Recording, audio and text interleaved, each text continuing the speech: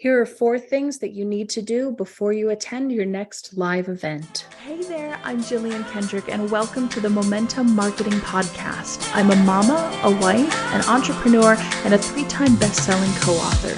In each episode, you'll get real-world practical advice and strategies, and maybe a parenting tip or 2 along the way. If you're ready to create a business that supports your family and your lifestyle, then you're in the right place. Hey there, I'm so excited that you're here with me today on this episode of the Momentum Marketing Podcast. We are talking about attending live events. I really think that now COVID is starting to subside a great deal. We're seeing more and more people staying healthy, although other germs are coming back around, like this unknown congestion thing that everybody has had. I had pink eye back in January, which let me tell you was no fun at all. But I really see now that the majority of the fear from COVID and some of the restrictions from COVID and some of the things that people had put in place that we no longer need are subsiding. I really see live events coming back in ways that they never, ever have before for the last 3 years. So I wanted to put together this list for you of the 4 things that I believe you need to do before attending a next live event. Now, before we get into that, I want to share one thing on a segment that we call trends in online marketing. So one of the trends that I'm seeing in online marketing is lives are coming back in a big way.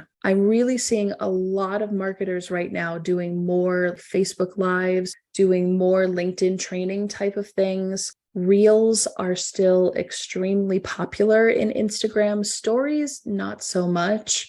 I feel like stories are the kind of thing that like only a few people actually watch, but Reels are really, really huge. Facebook Lives are coming back. Who knew? So I wanted to make sure that you were aware of that. Now, on to the topic at hand, the 4 things that you need to do before you attend your next live event. Number 1, figure out your why. Why am I going there? Why am I attending this event? Why is this particular event more important than another one? Am I going there because it's close to where I live and it's convenient? Am I going there because I just need a break and need to get out of the office? Am I going there to meet a specific person or to hear a specific speaker? Am I going there to network? Define your why. Why are you going? What's important to you? What are your priorities when it comes to attending this event? And that'll help you get really, really clear about what you need and how to make the live event a success. Number 2, and I really think this is the most important one, list 1 to 3 goals of what you want to get out of the event, whether it's, again,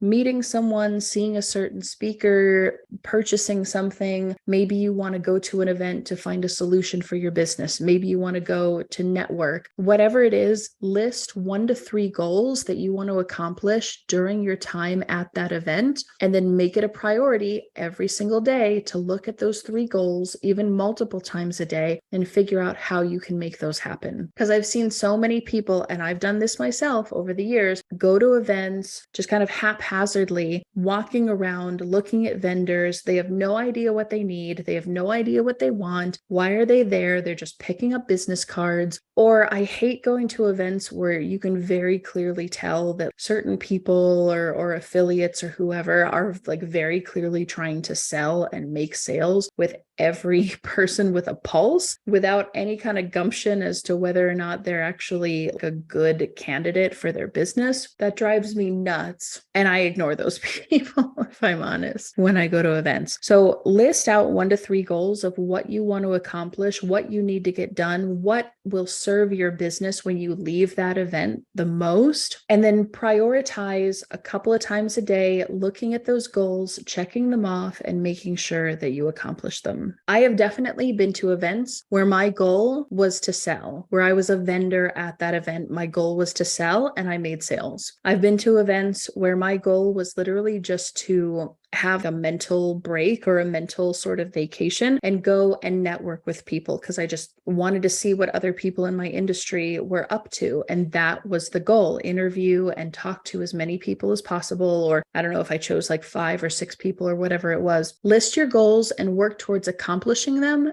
every single day. Number 3, and this isn't a huge priority, but I think it goes back to helping you achieve those goals and really getting the most out of the event. Because again, I cannot tell you how many times I've gone to events myself, or I've seen people attend an event and they have no goals. They have no idea why they're at that event, what they're doing, what the priorities are, what they need in their business. They just go to an event and expect the people at the event to give them everything they need. Well, that's not necessarily their job, depending on the type of event that you go to or why you went or what the promise was. But you as the business owner need to prioritize and know, why did you attend that event? What are your goals? What do you need to get from that event? What is going to help you most in your business? And then seek that out. So the third thing that I say is, if you can, now I know sometimes depending on the event or depending on who's running it, they may or may not release the schedule ahead of time. So you might even have to do this a couple of days before or the night before when you're looking through the agenda. But I want you to prepare 4 to 5 questions, maybe one for each breakout session or one for each speaker or something, because I have been to so many events, or I've seen so many events, or I've even hosted my own live events where we've opened it up for questions and then nobody has anything, or we open it up for questions and it's like something that we've covered already, or whatever the case may be. So do yourself a favor, prepare 4 to 5 questions, even if it's something that that speaker or that breakout session didn't cover, or that's not the particular topic. Prepare questions and have something to ask,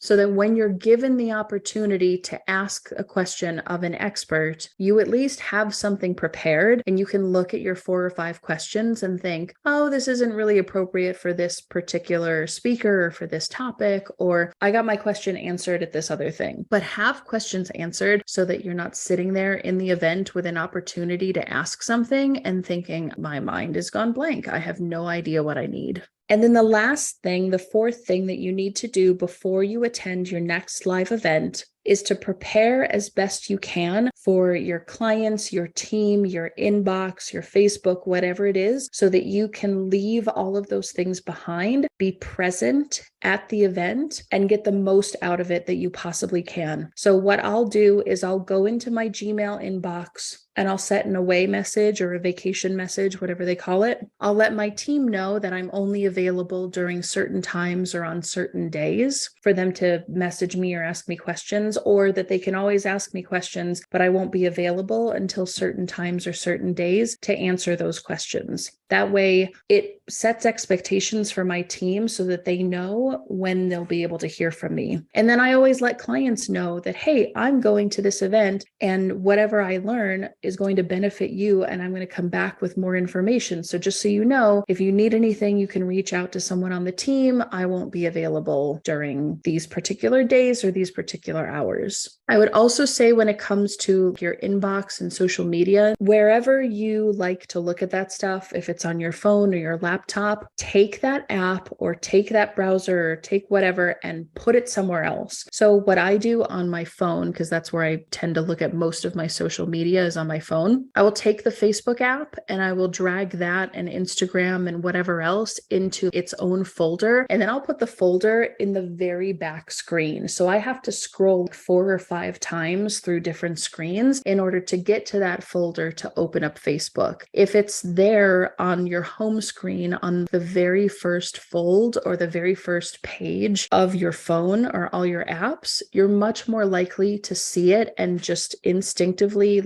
click on it and open up Facebook. And then before you know it, the session is over and you've gotten nothing out of it because you've been scrolling through Facebook. But if you put that stuff away and make it harder to reach and harder to get at, that will help you to stay focused, stay present, and get the most out of the event that you're attending. I would also say, and this is just kind of another tip, something that I have seen colleagues of mine who are in other time zones, whether it's Europe or Asia or Australia or somewhere else, what they've done when they attend live events that are virtual, but they're being run live, they will actually go and get a hotel room or an Airbnb, or they'll go to some other place so that they can, especially my Australian colleagues, because God bless them for attending stuff in the US, they're they're 12 or 15 hours ahead of the United States time zones, possibly more, and they would be watching live events in the middle of the night. So rather than disturb their family, rather than be tempted to work an entire business day and then try to stay up all night to attend these live events for the US, they go get a hotel room or an Airbnb and they basically live there and stay there as if they're actually at the live event, but they prioritize, this is what I'm doing. I've changed my environment. I've changed my habits for these couple of days, and I'm going to stay here to do this thing and get it done. So that could be something else depending on where you live and where the event is being held. Thank you so much for joining me on this episode of the Momentum Marketing Podcast. If listening to this has brought you value, improved your life, or given you insight to help you build momentum in your business, then please share it with a friend, and I'll see you on the next episode.